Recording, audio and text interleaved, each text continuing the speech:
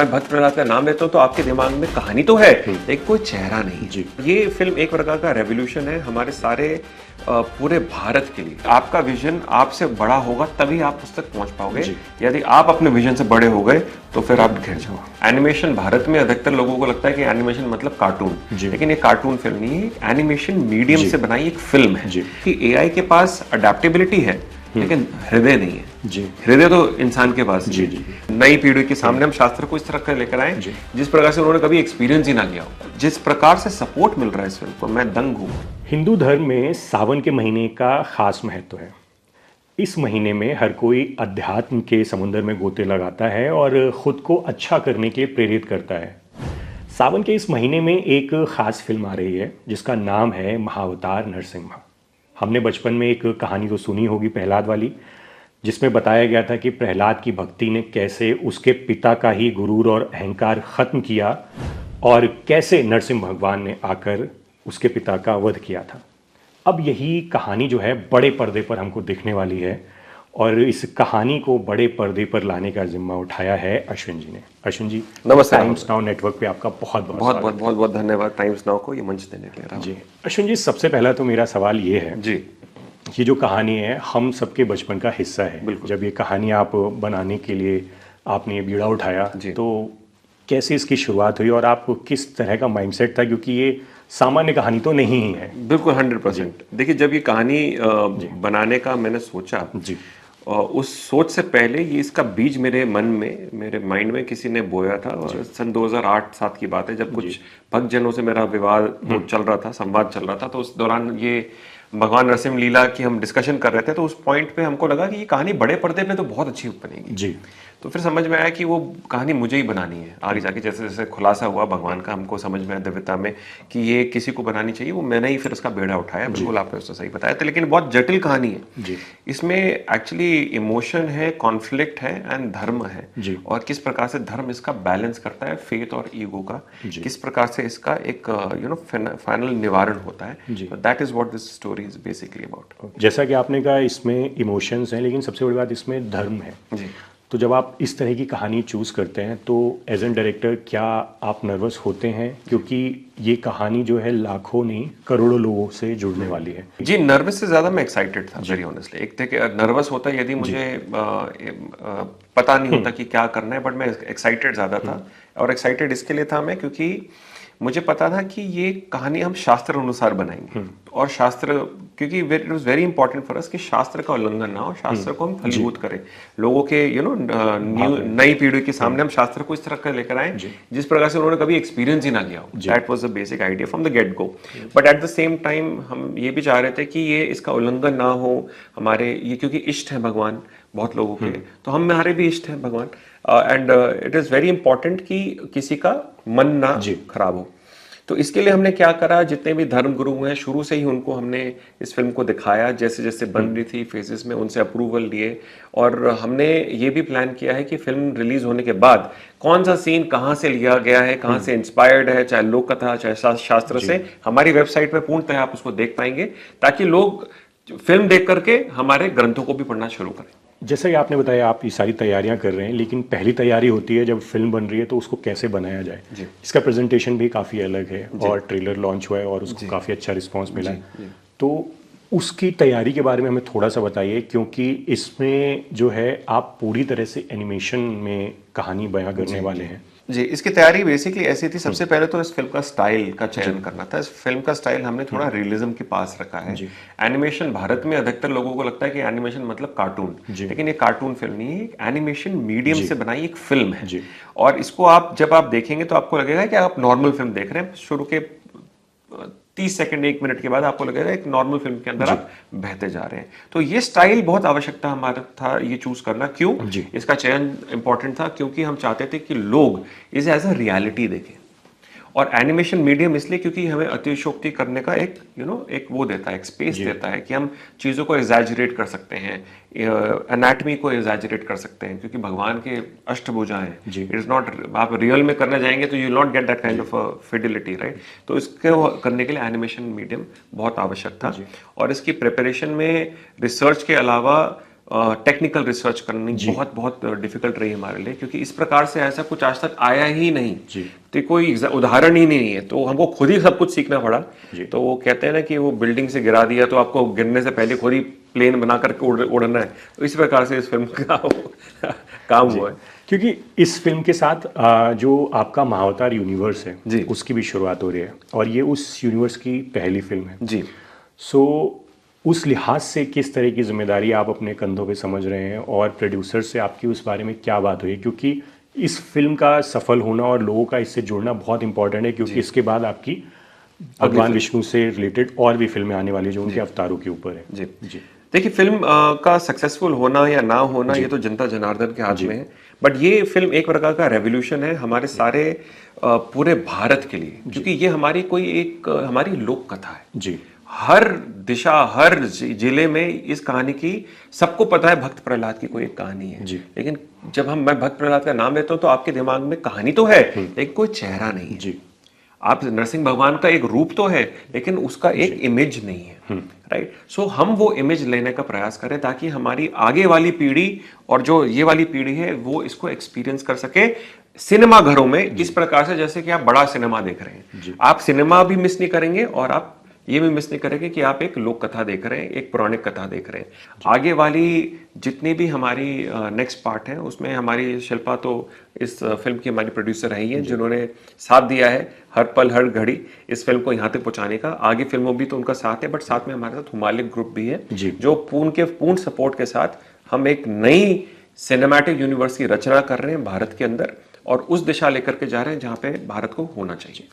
जैसा कि आपने कहा कि फिल्म के साथ बड़े बड़े प्रोड्यूसर्स जुड़े हुए हैं, सो मैं पूछना चाहता हूँ कि जब ये फिल्म प्लान हो रही थी तो क्या ऐसा कभी डिस्कशन हुआ था कि हम बॉलीवुड या साउथ या इंडियन हीरोज़ को लेके या एक्टर्स को लेके इन फिल्मों का निर्माण कर सकते हैं? क्योंकि जैसा कि आपने कहा कि नरसिंह भगवान हुए या फिर प्रहलाद हुए, उनके चेहरे नहीं हैं, तो क्या उस बारे में बात हुई कि हम चेहरे भी ले सकते हैं? बिल्कुल ही हमारे माइंड में ये था कि देखिए, हमारा यहाँ पे ना भारत में आदत है कि जो भी कोई एक भगवान का रोल प्ले करता है उसको हम जीवन में भी भगवान जैसे ही उसको एक इज्जत देते हैं, और वो भगवान उसके अंदर ही वो भगवान ढूंढते हैं और भगवान को उसमें ढूंढते हैं, राइट। तो हमारे पर पूर्ण इतिहास अगर हम देख लें बॉलीवुड का या जहां पर भी ऐसा होता है, तो हम वो नहीं चाहते थे कि इस फिल्म के साथ हो। हम चाहते थे कि लोग भगवान को ऐसा भगवान ही देखें उनको, और भक्त को ऐसा भक्त देखें। तो हमारा ये चयन था कि इसमें वॉइस ओवर्स और एक्टिंग जो हम करेंगे, हम स्टेज एक्टर्स इनको यूज करेंगे और एक प्रॉपर वॉइस ओवर डब्स जो प्रोफेशनल एक्टर से करेंगे rather than superstars. Not that हम फ्यूचर में नहीं इस तरह इस मार्ग पे जाएंगे, बट इस फिल्म के लिए हमारे लिए ये चयन था, ताकि लोग प्रोजेक्ट ना करें, इसको एज इट इज एंजॉय करें। मैं आपसे ट्रेलर के बारे में बात करना चाहता हूँ, क्योंकि ट्रेलर जो लॉन्च आपने एंजॉय किया? मैंने एंजॉय किया, और मैं आपने इवेंट भी रखा था उसी के बारे में मैं आ रहा हूँ कि वृंदावन में लॉन्च किया। एज अ फिल्म जर्नलिस्ट मैंने बहुत कम देखा है कि अगर कोई फिल्म आ रही है तो उसके ट्रेलर्स जो हैं वो वृंदावन, मथुरा या अयोध्या ऐसी जगहों पे लॉन्च किए हैं। फिल्म का जो विषय है वो भी कहीं ना कहीं उधर से मिलता है, शायद इसलिए होगा। बट फिर भी मैं आपसे जानना चाहता हूँ, क्यों ऐसा डिसीजन क्यों लिया कि आपने सब लोगों को बोला कि हम वृंदावन में ही लॉन्च करेंगे? देखिए, वृंदावन एक तपोभूमि है, एक धाम है और भगवान का परम धाम है, और इससे बेहतर जगह हो ही नहीं सकती। और ये सिर्फ मेरे चयन से नहीं हुआ, वृंदावन ने हमें चूज करा। मैं तो ये कहूंगा, वहां पे हमारे महाराज हैं इंद्रेश जी महाराज, उन्होंने स्वयं हमको कहा कि मैं इस फिल्म को सपोर्ट देता हूं और मैं इस फिल्म में आपका ट्रेलर भी लॉन्च करने के लिए तैयार हूं, आपको जैसे भी आप उन्होंने बस ऐसी बात रख दी थी प्रेम पूर्वक। हमने कहा तो इससे बड़ा तो कुछ हो ही नहीं सकता। और हार्ट, वृंदावन भगवान का हृदय है, वहां पर लॉन्च होना अपने आप में मेरे हिसाब से तो ये है कि भगवान खुद एक आशीर्वाद दे रहे हैं कि हम आपके साथ हैं हृदय से, क्योंकि ये फिल्म बनाई गई है तो हृदय से ही इसका लॉन्च हुआ, तो इससे बेटर तो कुछ मेरे ख्याल से हो ही नहीं सकता था। और ये हमारा ऑब्वियसली सनातन कम्युनिटी, सनातन धर्म पूरे जो भारत में है वो सब जानते हैं इंद्रेश जी महाराज को, श्री वृंदावन धाम को, तो ये ऑटोमेटिकली वहां से दहाड़ जो भगवान नरसिंह की वहां से गूंजी है। आज इंस्टाग्राम वगैरह पूरा फट चुका है मेरा, मैं देख नहीं पा रहा हूँ इतने मैसेजेस, क्षमा चाहता हूँ। और लोगों के बुकिंग्स के लिए मेरे को बार बार कॉल आ रहे हैं, हमने उसके लिए स्पेशल नंबर वगैरह भी इशू करना पड़ा है हमें इसके लिए। तो ये भगवान का ही कार्य है, भगवान ही सब कुछ रच रहे हैं, तो वो शायद उन्होंने वो धाम चूज करा तो हम वहां पर पहुंच गए। जो आपने रिएक्शन की बात करी, तो जब मैं इसके लिए देख रहा था ट्रेलर के लिए और ट्रेलर के रिएक्शंस मैंने देखे, तो मैं आपसे बात भी करना चाहता लेकिन आपने खुद ही वो बात बोली, लेकिन मैं रिएक्शन जो आ रहे हैं वो लिख के लाया हूँ। अरे मतलब आपके ट्रेलर के नीचे जो है वो लिखा हुआ है कि now we are on a right path, अच्छा from north to south, Dharma revolution everywhere, जय नरसिम्हा।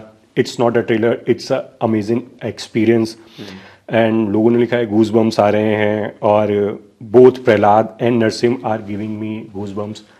तो ये तो ट्रेलर पे आ रहे हैं, बट आपके जो पर्सनल कलीग्स भी होते हैं कई सारे, जब जिनके साथ आपने करियर शुरू किया होगा मुंबई से और बड़ी बड़ी जो जगह होती हैं, तो वहाँ से ये तो ऑडियंस का रिएक्शन, बट इंडस्ट्री की तरफ से आपको क्या रिएक्शन मिल रहे हैं इसका ट्रेलर देखने के बाद लोगों की तरफ से?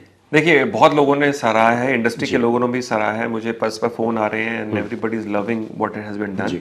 हाँ, कमियां भी हैं, मैं उसको ये नहीं कह सकता कि कोई कमियां नहीं है, बट टेक्निकल लेवल पे it is a very difficult task from the kind of budget, जिस बजट्स में हम बना रहे हैं और जिस स्मॉल टीम ने हमें मिलकर के बनाया है, उसको भी हम इम्प्रूव कर लेंगे आगे जा करके। बट जिस प्रकार से सपोर्ट मिल रहा है इस फिल्म को, मैं दंग हूँ, क्योंकि हमको पता था कि हम कुछ प्रयास कर रहे हैं, लेकिन जितने सनातन लोग खड़े हो गए हैं इस फिल्म के लिए, खुद ही इन्फ्लुएंसर्स आगे आ रहे हैं, खुद ही बाइट्स बना रहे हैं, खुद ही इसका प्रचार कर रहे हैं, इससे ये समझ में आता है कि आज भी कितनी भूख है हमारी आत्मा को, हमारे भगवान के लिए। और यही संस्कृति को हम वापस लेकर के आना चाह रहे हैं, ताकि लोग मिलकर के थिएटर में जाएं और भगवान का डंका बजे थिएटर में, और हर थिएटर मंदिर बन जाए। जी अश्विन, जैसे कि हम बात कर रहे थे कि ये फिल्म जो है एनिमेशन के थ्रू बनाई गई है और इसमें किसी बड़े स्टार को नहीं लिया गया है, भगवान ही इसके सबसे बड़े स्टार हैं जैसा कि आपने बताया। लेकिन अगर हम अभी जो चेंज हो रहे हैं इंडस्ट्री वाइज, तो उसमें जो है एनिमेशन हो गया या एआई हो गया, वो बहुत सारी चीज़ें आ रही हैं और लोग एआई के थ्रू भी बहुत सारी कहानियां बता रहे हैं।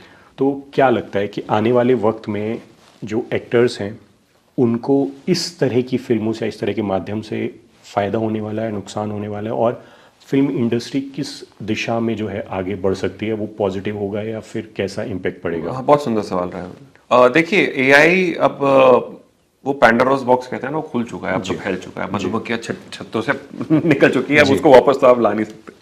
लेकिन उसकी हाँ कठिनाइयां भी हैं, उसमें प्रॉब्लम्स भी हैं, the way it is going.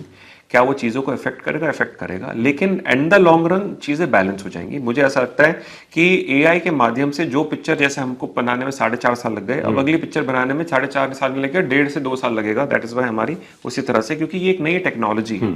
आप इसको जितनी जल्दी अडेप्ट करेंगे, एथिकली अडेप्ट करेंगे, अपने वर्कफ्लोज में अडेप्ट करेंगे, तो चीज़ें फास्टर बनेंगी। आप एक्टर्स रिप्लेस नहीं कर सकते, क्योंकि एआई के पास अडेप्टेबिलिटी है, लेकिन हृदय नहीं है। हृदय तो इंसान के पास है। जो चीज हृदय को छुएगी, आपको पता चल जाएगा ये भाई हृदय को छू रही है। तो अभी एआई इस स्टेज पे नहीं है कि आपके हृदय परिवर्तन कर दे, हृदय चेंज कर दे, या इस प्रकार का पूरा फिल्म एआई बेस्ड आपका आपको उस तरह का एक्सपीरियंस दे। अभी इस लेवल पे नहीं है, और मुझे नहीं पता उस लेवल पे कभी पहुंचेगा या नहीं पहुंचेगा, बट उसके क्लोज पहुंच सकता है। लेकिन चयन जो है, जो चूजिंग है, वो तो इंसान को ही करनी पड़ेगी, और इंसान अपने माइंड से नहीं, अपने हार्ट से जब चूज करेगा, तो वो फिल्म फिर शाइन करेगी। सो मैं ये भी कहता हूं कि अगले 5-10 साल में इतना सरप्राइज मत होइएगा, किसी 5-6 लोगों ने मिलकर के अपने गराज में एक ऐसी फिल्म बना दी जिसने हजारों करोड़ छाप दिए। ऐसा भी होगा, ऐसा भी होगा दैट टाइम, बिकॉज ये टूल्स हैं। अब छैनी हथौड़ा मुश्किल नहीं है मिलना, जिसको घर बनाना है वो खुद भी लेकर बना सकता है। Tools are so accessible, easy. तो अब ना बनाना सिर्फ एक प्रकार का एक्सक्यूज है, एक प्रकार का बेसिकली जो करने वाला है वो लेकर के करेगा, वो कर जाएगा। सो एआई की ये बहुत बड़ी पावर है, और इससे ये होगा कि पूरी क्रिएटिव इंडस्ट्री में एक भूचाल आएगा, और पूरा एक मंथन बन करके एक नई पीढ़ी उभर करके बाहर आएगी, जो एक नए प्रकार का स्टोरी टेलिंग क्रिएट करेगी। स्टोरीज वही होगी, माध्यम शायद चेंज हो जाएंगे, but it's going to be larger than life, it's going to be much cheaper and much more impactful. तो यहाँ पर जाकर के एआई का सेटलमेंट होगा, जहाँ तक मुझे लगता है। सो मैं लास्ट के मेरे 1-2 सवाल हैं जो कि मैं आपसे पूछना चाहता हूँ कि इस फिल्म को बनाते हुए एज अ डायरेक्टर नहीं, बट एज अ ह्यूमन, क्या नई चीज़ आपने एक्सपीरियंस की और उसे सीखा? देखिए, एज ए ह्यूमन हमारा भी फेथ टेस्ट होता है, एज आस्था टेस्ट होती है, विजन टेस्ट होता है, कि इतने सारे लोगों को लेकर के चलना, इतने सारे लोगों का विश्वास रखना, जीतना, और उनको परस्पर ये विश्वास दिलाना कि हो रहा है, हो जाएगा, और उनका आप पे विश्वास रखना। चाहे मेरी फैमिली हो, both sides of my family, चाहे मेरे जितने भी आर्टिस्ट्स हैं, चाहे sound designer, sound team, dubbing team, and my wife who is also my producer. हम आपस में इकट्ठे काम करते हैं, पिछले 4, 4.5, 5 साल वर्ष हो गए अब, यही पिक्चर के बारे में सोच रहे हैं, बना रहे हैं, घर पे भी यही बातें हो रही हैं, बच्चे भी हैं, वो सैक्रिफाइस करना, उन सारे जटिलताओं से निकल करके अपने विजन को आगे रखना, तो ये मैंने सीखा है एज अ ह्यूमन कि आपका विजन आपसे बड़ा होगा तभी आप उस तक पहुंच पाओगे। यदि आप अपने विजन से बड़े हो गए तो फिर आप घिर जाओ। जी, आई थिंक वही इसकी कहानी भी है कि अहंकार को खत्म करे और जी अपने काम पर फोकस रखे। अच्छी। Yes yes. सो एंड में मैं चाहूँगा कि आप ऑडियंस के साथ खुद भी मैसेज शेयर करें और डायरेक्ट आप उनके साथ बात करें, क्योंकि हमने फिल्म के बारे में बहुत सारी बात करी है, बट मैं चाहूँगा कि टाइम्स नाउ के माध्यम से आप जो है उनसे खुद भी कुछ ना कुछ मैसेज जरूर शेयर करें। जी, 25 जुलाई महाअवतार नरसिम्हा हर थिएटर में आएगी आपके इर्द गिर्द। स्वयं के लिए नहीं, अब इस सनातन के लिए, इस धर्म को वापस थिएटर में लाने का एक बहुत बड़ा प्रयास है और ये बहुत आवश्यक है कि इसको वापस लाया जाए, आपके लिए, आपके बच्चों के लिए, आपकी आने वाली पीढ़ी के लिए और सबके लिए जो इस धर्म को समझते नहीं है या समझना चाहते हैं, दोनों के लिए। तो सह परिवार इस फिल्म को देखिएगा, इसका आस्वादन कीजिएगा 5 भाषाओं में, 3D अथवा 2D जिसमें भी आप देखना चाहें। एंड उसके बाद हमको टैग अवश्य करिएगा ताकि हम भी समझ पाएं कि हमने क्या बनाया, क्या वो आपके हृदय तक पहुंचा, और यदि हम उसको बेहतर कर पाए तो उसका फीडबैक भी हमको अवश्य दीजिएगा, क्योंकि हमारा पुरुषार्थ यही है अगले 10 वर्ष तक के लिए कि हम ऐसी सनातन और धार्मिक फिल्म और स्पिरिचुअली अपलिफ्टिंग फिल्म आप लोगों के लिए लेकर के आए। धन्यवाद। थैंक यू अश्विन, हम लोगों के साथ बात करने के लिए। और मैं फिल्म के लिए ज़रूर बोलना चाहूँगा कि बहुत अच्छी लग रही है और जैसे रिएक्शन आ रहे हैं, आई बिलीव कि लोगों के दिलों तक ज़रूर पहुँचेगी और ये फिल्म बहुत सफल होगी। धन्यवाद राहुल, थैंक यू।